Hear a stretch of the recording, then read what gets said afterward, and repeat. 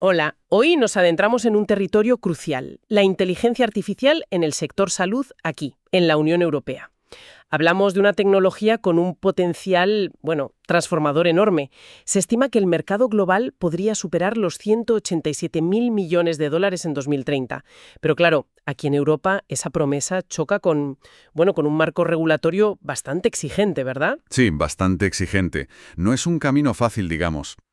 Para explorar este tema, nos hemos basado en varios artículos, análisis que desgranan las normativas clave. Principalmente el nuevo reglamento de inteligencia artificial, la famosa AI Act, y por supuesto el ya conocido RGPD, el Reglamento General de Protección de Datos. Efectivamente, son los dos pilares fundamentales ahora mismo. Nuestras fuentes incluyen desde el Diario Oficial de la UE, la Agencia Española de Protección de Datos, la AEPD, hasta análisis de expertos y también ejemplos de empresas que ya están, manos a la obra en este campo, como Sky Medical, Idoven, Kiwi, Miomed. Ejemplos concretos. Sí, ver cómo se aplica en la práctica siempre ayuda a entenderlo mejor. ¿Y nuestra misión hoy? Pues aclarar un poco el panorama, entender qué se permite y qué no con la IA en la sanidad europea, identificar esas obligaciones, los riesgos también. Pensemos que más del 80% de las startups de IA en salud europeas trabajan en áreas que se consideran de alto riesgo. Una cifra altísima, sí. Pero también, y esto es importante, descubrir las oportunidades. Cómo innovar pero cumpliendo la ley. Creo que es una guía necesaria para cualquiera en el sector. Directivos, personal clínico, gestores, innovadores. Bueno, pues vamos a meternos en faena. Venga, vamos allá. Empecemos por lo más directo. Lo que está terminantemente prohibido por el reglamento de IA. Hay líneas rojas muy claras. Absolutamente. La ley es muy clara aquí. Identifica ciertos usos de la IA como de riesgo inaceptable. Y lo son porque atentan directamente contra derechos fundamentales. Hablamos, por ejemplo, de sistemas que usen técnicas subliminales para manipular decisiones clínicas, ya sea del profesional o del paciente. O sea, intentar influir sin que se den cuenta. Exacto. O aquellos sistemas que exploten vulnerabilidades concretas, como la edad, una discapacidad, para influir en el comportamiento de forma perjudicial. Entiendo.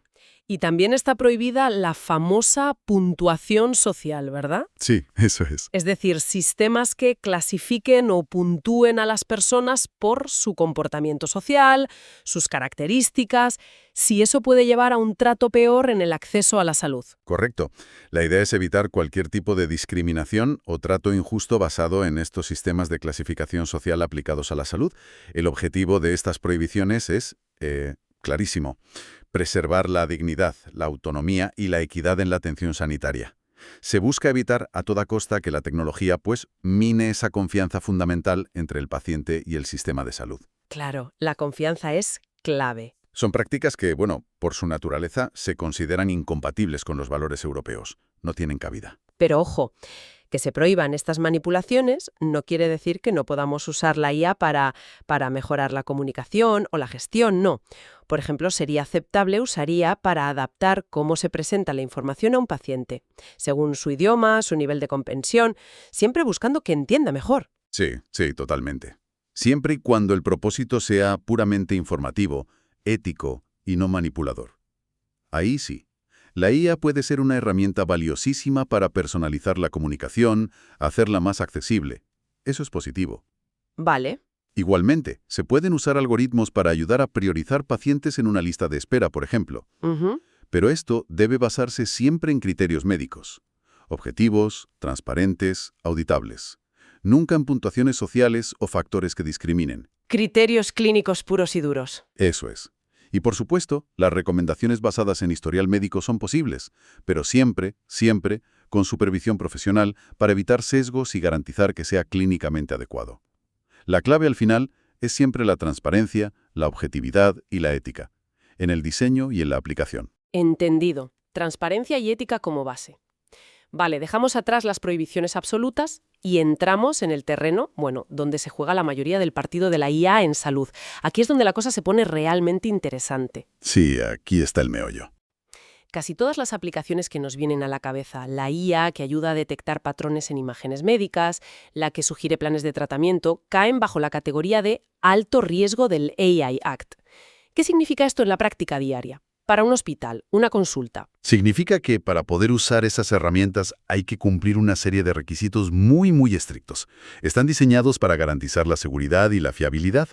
El primero, y el más fundamental, es la supervisión humana obligatoria. ¿Y qué nivel de supervisión implica eso? ¿Basta con que un médico dé el visto bueno final o requiere una implicación más profunda? Requiere una implicación cualificada. A ver, la IA puede ser un asistente increíblemente potente, ¿eh? Analiza datos a una velocidad, una escala imposible para un humano. Claro. Pero la interpretación final de esa información, la decisión clínica sobre el diagnóstico, el tratamiento y la responsabilidad legal que eso conlleva, recaen siempre en el profesional sanitario o en la institución. No puede ser de otra manera. O sea, no es un simple clic de aceptar. No. Es una validación basada en el juicio clínico experto. Hay que considerar la información de la IA, sí, pero junto con todo el contexto del paciente. Todo. Vale, supervisión humana como piedra angular. Entendido. ¿Qué más? La explicabilidad. Otro punto clave. El profesional que usa una herramienta de IA de alto riesgo debe poder comprender, al menos a nivel funcional, cómo ha llegado esa IA a una conclusión o sugerencia. No puede ser una caja negra opaca. ¿Imposible trabajar así? Es el famoso problema de la caja negra, claro.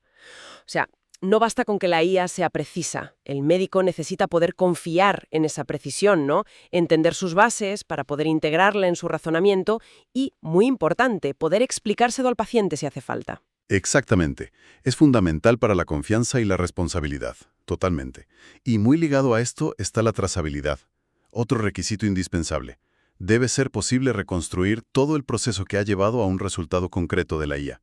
¿Reconstruir cómo? Pues poder rastrear qué datos se usaron, cómo se entrenó el modelo exactamente, qué parámetros se aplicaron en ese caso específico, se exige una documentación técnica exhaustiva y también registros de uso. Todo tiene que quedar registrado. Entiendo, como una especie de historial clínico, pero del propio algoritmo en cada caso que se usa. Algo así, sí. Una buena analogía. Y eso nos lleva directamente a la calidad y transparencia de los datos. Los datos que se usan para entrenar y validar esta IA tienen que ser de alta calidad, claro, pertinentes, representativos de la población en la que se usarán y, muy importante, hay que gestionar activamente los posibles sesgos, evitar discriminaciones o errores sistemáticos que afecten a ciertos grupos. De modo que esa trazabilidad que mencionas se apoya en parte en poder demostrar que los datos de partida eran buenos y lo más imparciales posible. Correcto. Son piezas interconectadas, todo está relacionado, no puedes tener una sin la otra. Y la última pieza clave aquí es la gestión de riesgos continua. Continúa. Sí, no basta con evaluar la IA una sola vez, al principio. Hay que monitorizar su rendimiento, su seguridad, los posibles sesgos, de forma periódica, durante todo su ciclo de vida. Y claro, implementar medidas correctoras cuando sea necesario. Es un proceso vivo. Entonces, resumiendo, cuando hablamos de alto riesgo en IA para salud, hablamos de un ecosistema de vigilancia constante, supervisión humana real, procesos que se puedan entender, pasos rastreables, datos de calidad y sin sesgos conocidos, y chequeos continuos. Esa es la esencia, sí. Has captado perfectamente la idea. Un ecosistema de confianza y control. Pongamos ejemplos concretos de lo que sí se podría hacer cumpliendo todo esto. Una IA que ayude a detectar, no sé, posibles nódulos en una radiografía de tórax. Sería perfectamente viable, claro, siempre que el diagnóstico final lo firme un radiólogo cualificado tras revisar la imagen y la sugerencia de la IA. La IA ayuda, no decide. Vale.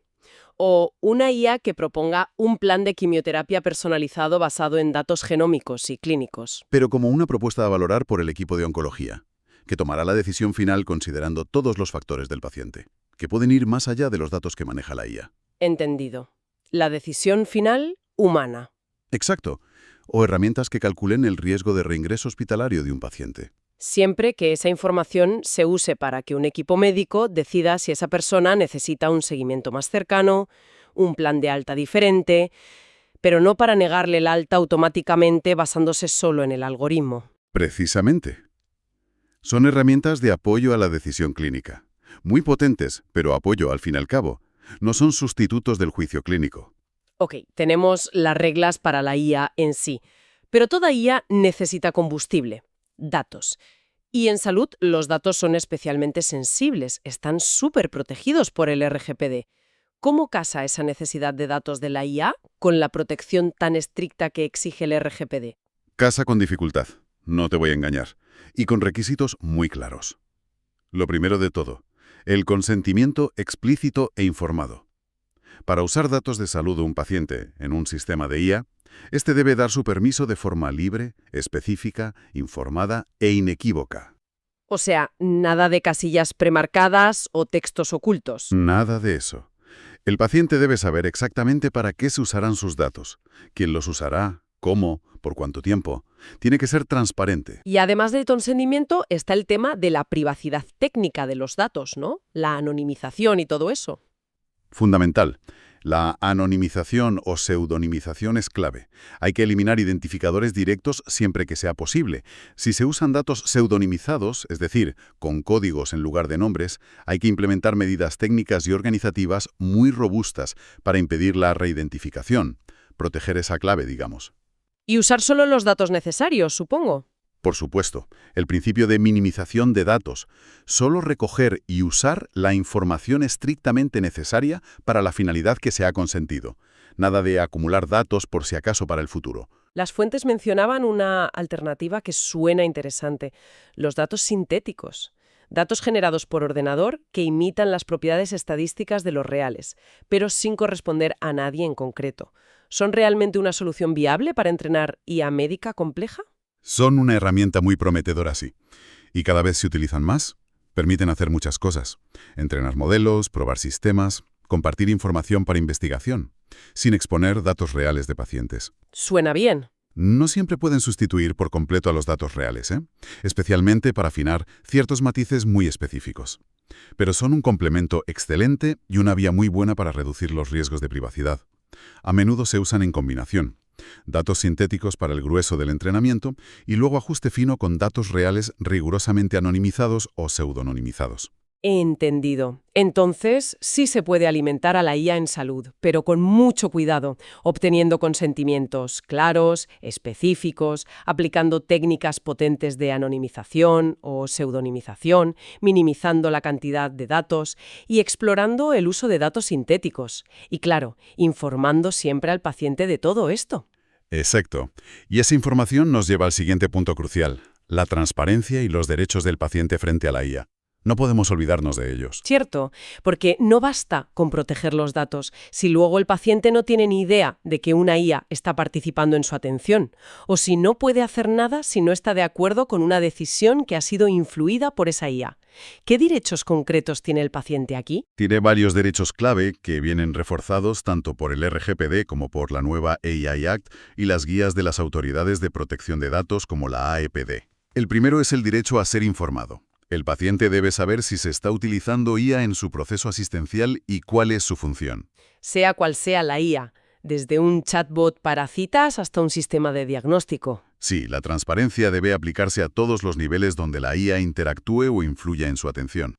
¿Y cómo se entera el paciente en la práctica? ¿Debe decírselo el médico? ¿Habrá un aviso en la app del hospital? ¿Cómo funciona? Puede implicar desde avisos claros en las interfaces digitales, algo como está interactuando con un asistente de IA, hasta que el propio profesional explique que se ha apoyado en una herramienta de IA para valorar su caso. Sobre todo si es una IA de alto riesgo. Ahí la explicación del profesional es fundamental. La clave es que la información sea accesible y sobre todo comprensible para el paciente. Vale, derecho a saber. Además de saber qué puede hacer el paciente si interviene una IA. Pues tiene derecho a intervención humana, esto es muy importante. Si una decisión basada significativamente en IA le afecta a un diagnóstico, un tratamiento, el acceso a un servicio, puede solicitar que un profesional cualificado revise esa decisión, que la explique y potencialmente que la modifique o incluso la anule. No estamos obligados a aceptar sin más lo que diga un algoritmo sobre nuestra salud. Entendido. Podemos pedir que lo mire una persona. Exacto. Y también puede impugnarla directamente, ¿no? Pedir una segunda opinión humana, si tiene el derecho a impugnar decisiones automatizadas que le afecten legal o significativamente. Puede expresar su punto de vista y solicitar una revisión completa sin la intervención del algoritmo si así lo desea. Esto refuerza, de nuevo, la idea de que la IA es una herramienta, un apoyo, no la autoridad final en la toma de decisiones clínicas. Tal para recoger síntomas antes de la consulta. Sí. Ujú. pero dejando clarísimo que es una IA y que la información la revisará un médico. Podremos usar sistemas de prediagnóstico por IA. Pero siempre, siempre con revisión médica explícita y documentada. Y las plataformas digitales, las apps de salud, deberían tener avisos claros sobre la IA y explicar fácilmente cómo ejercer estos derechos. Exactamente. La transparencia y el empoderamiento del paciente son fundamentales para que la IA sea aceptada y, sobre todo, confiable en un ámbito tan sensible como la salud. Hemos hablado de supervisión, explicabilidad, trazabilidad, datos, derechos del paciente. Parece que un hilo conductor de todo esto es la necesidad de poder demostrar que se están haciendo las cosas bien, la documentación y la auditoría. Segura y fiable. Tienes que poder probarlo, demostrarlo con hechos. ¿Y cómo se prueba? Pues exige una documentación técnica completa, muy detallada. Cómo se diseñó el sistema, cómo se entrenó, qué datos exactos se usaron, los resultados de las pruebas de validación, las medidas de seguridad implementadas, la evaluación de sesgos que se hizo, los planes de monitorización poscomercialización. Es un dossier exhaustivo del sistema. Uf, suena a mucho trabajo. Lo es. Y esa documentación no es solo para tenerla guardada en un cajón, claro. Me imagino. Debe estar disponible para las autoridades supervisoras, para los organismos notificadores que certifican los productos sanitarios. Los sistemas deben ser auditables. Tiene que ser posible verificar su funcionamiento y el cumplimiento de todos estos requisitos en cualquier momento. Poder levantar el capó y ver que todo está en orden. Y como decíamos antes, se exige una evaluación continua del riesgo y del rendimiento, con actualizaciones periódicas, que también deben quedar documentadas. Exacto.